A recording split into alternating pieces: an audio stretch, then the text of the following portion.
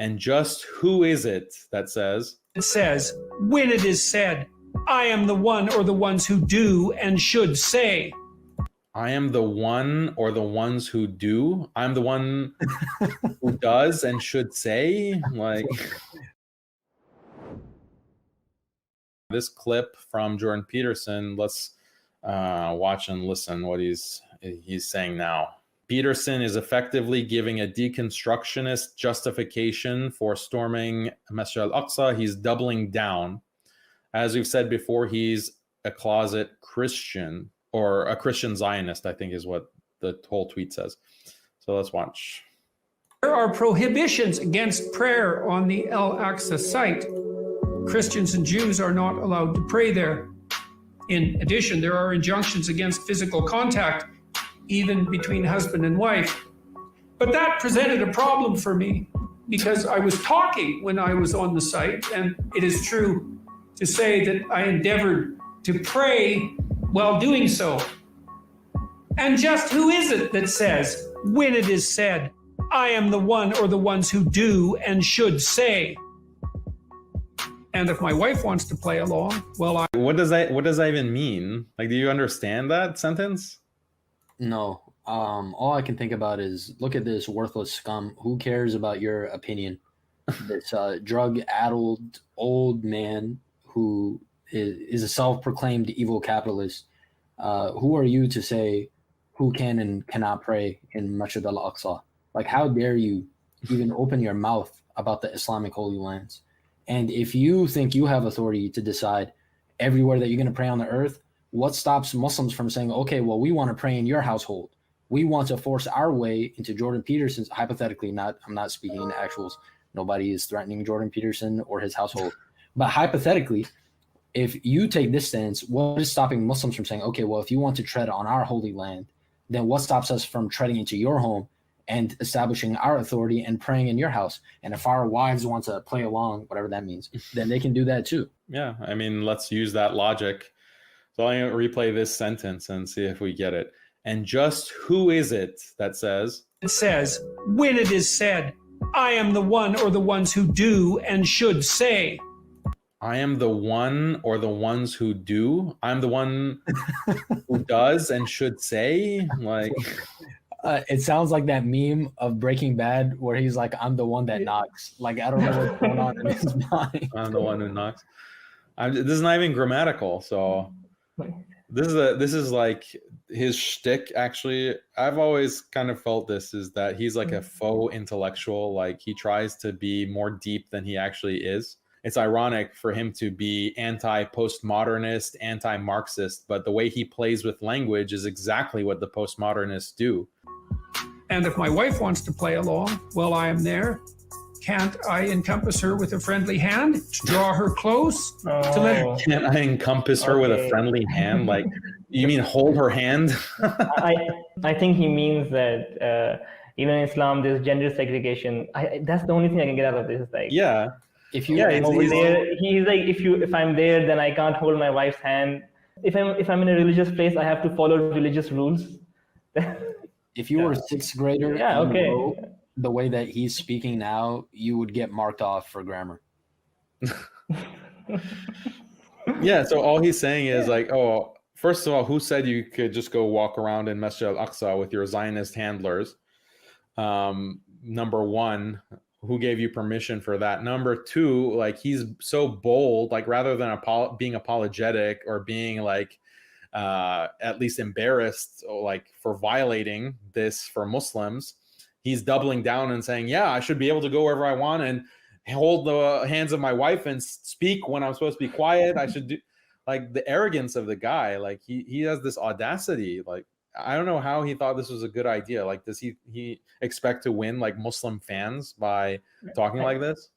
He's just following a script from the Daily Wire. He's just they don't just follow the stance.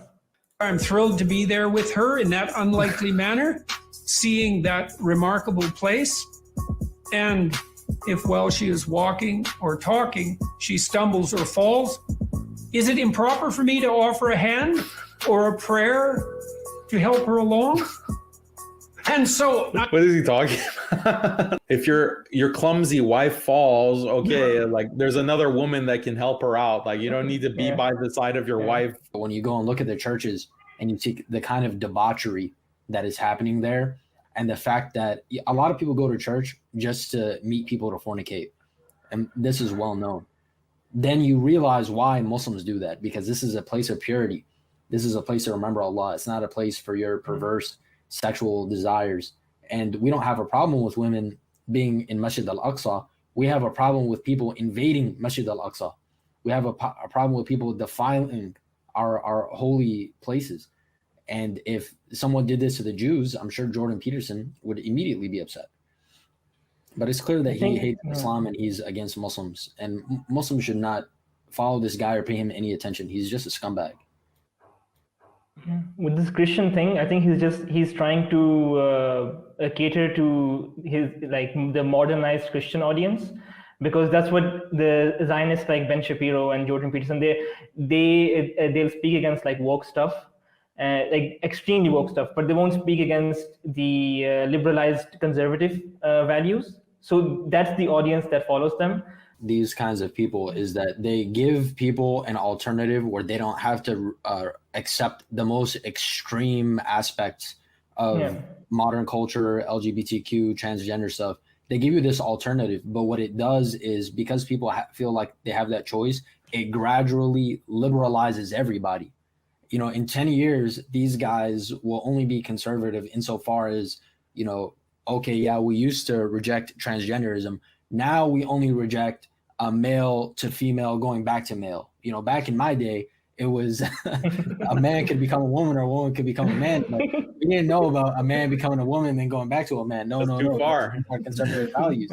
I don't even think he's against like gender transition surgery in the sense that he thinks it should be prohibited, because he says that, no, you know, adults can do whatever they want, but I just have a problem with children doing it. Like, I think if you press Jordan Peterson on it, he would say, yeah, if a man wants to transition to a woman, I don't think that's the right thing to do, but you should have the freedom. Like, we should all have the freedom to do whatever we want.